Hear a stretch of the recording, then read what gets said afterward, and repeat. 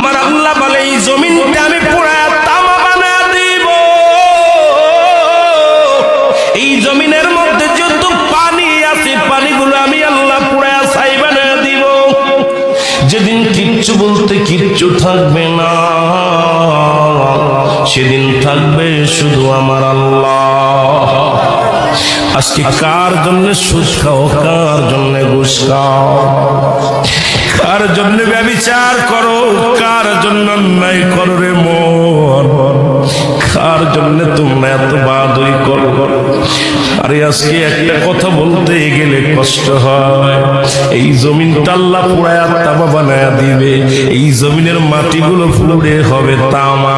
এই জমিনের যত পানি আছে পানিগুলো পুড়ে হবে ছাই।